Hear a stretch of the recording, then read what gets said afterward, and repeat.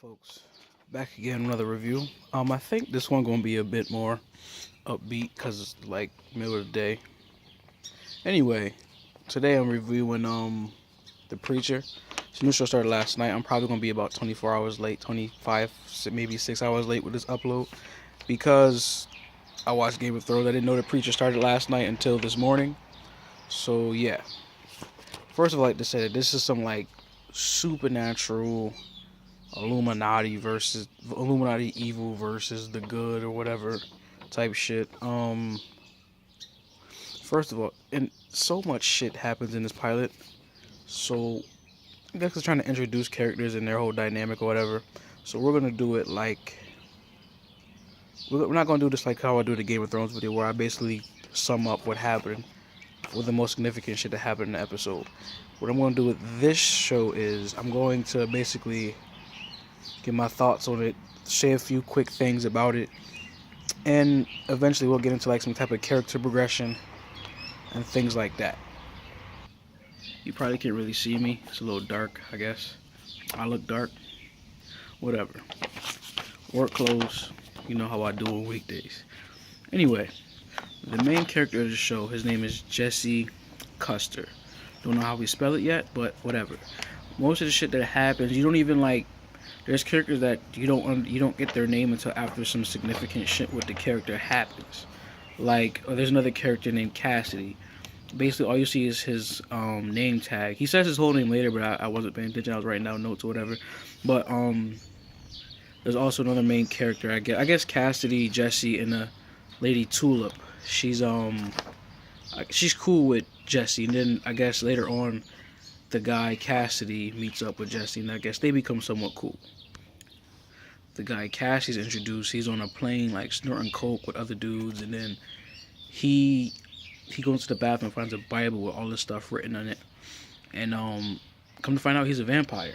When he comes out, all the guys on the plane like attack him with like medieval style weapons, like crossbows and axes and just wild shit that you wouldn't find on a fucking plane. Anyway, it wasn't like a regular plane. It was like a private jet type thing. It looked like a stewardess. He had like a stewardess outfit on, like the low vest and all that stuff. But basically, after he killed everybody, he basically bit one dude's neck. He stabbed the pilot with a broken bottle, so no one's flying the plane. He pours himself a bottle of blood from the pilot. Then he proceeds to jump out the plane at 30,000 feet high in the air. He needed the blood to, I guess, heal himself. You know how vampires, they like heal themselves after, they need blood. And in this show, that's how they heal themselves. He didn't die, obviously, but after he couldn't reach, most of his body was like splattered. He couldn't really control it. He couldn't reach the bottle, so he happened to land on the farm, and he sucked blood from a cow, which also healed him. Crazy shit.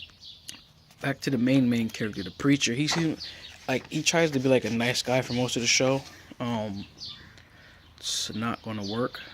Basically, you see like hints of his like past. I think maybe he killed his father or watched his father get executed. His father was shot in the head. He keeps having dreams about it. I'm pretty sure as the show goes along, we'll see more and more of the flashback, of him standing in front of his father while his father is killed, shot in the head. Throughout the episode, you see like first time you only see like a few seconds. Then you see like a few more seconds later in the episode. Then by the end of the episode, you see like maybe a total of 5, 6, maybe 7 seconds of the flashback of his father getting killed. Basically telling him that we have to be good people because there's too many bad people in the world. And that's, I guess, when he decided to become a preacher. I'm not sure. He used to be a bad guy. You see bits and pieces of that. People know it. The sheriff knows it. There's a sheriff. Like, there's everyone in this show, like, there has something about them that they don't care about hiding. Like, there's one guy. He's not. I don't think he's the main character, but he has no mouth. Like, his mouth is like this whole part of his face is like melted together, and he has like a little hole. And he kind of talks like this, and they give you subtitles to. He talks like that, and they give you subtitles to read this, so you can figure out what he says. But everybody else understands him. Don't really know how, but they do. I guess it's just something that you have to get used to. The show's really all over the place. Like literally, like the span of the show's worldwide. There's part that in the beginning, like you see an asteroid that hits the Earth. Well, it hits the Earth and then it lands in Africa. So a preacher in Africa, like I guess, get hit by the force of it, and he becomes like this. He gets like possessed by a demon or something, and then he's like, I'm the chosen one, and then he explodes all over the congregation or the churchgoers. I don't know, whatever. Lady Tulip, like she's fighting for like her life. She's fighting a guy for like to death over like some meth. I'm pretty sure something else involved with that, but that scene basically says all over meth. Then she makes a bazooka out of like some old food cans and some other shit. Then basically she goes to World War 2.75 and you don't see any of it. You see the aftermath where a helicopter came and I guess she blew the helicopter up. You see the driver's head like on like the hood of the helicopter after like the kids come upstairs. If you've seen the episodes, you know what I'm talking about. So far I see that she's like the savage of the show. The Illuminati seems like this greater power. All the people that saw in Africa the preacher explode, the Illuminati of Russia, the Illuminati in Russia, like have them transported from Africa to Russia. Then I guess they killed them because I think they're trying to protect or hide whatever this is. It's probably I don't know what it is. We don't know. We probably won't know to the end of the season, but whatever the force was, it ended up in the end of the episode giving to the preacher, the main character Jesse. But he actually, I guess, is the chosen one because it doesn't make him explode. He actually can handle it, but he doesn't know. It gives him powers. He doesn't know what those powers are yet. So there's one guy throughout the show that's trying to like talk to the preacher about telling his mom to like stop nagging about him and stuff like that.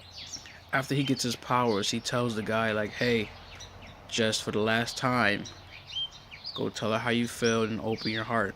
So then he flies, drives, and does all this stuff to get to his mom.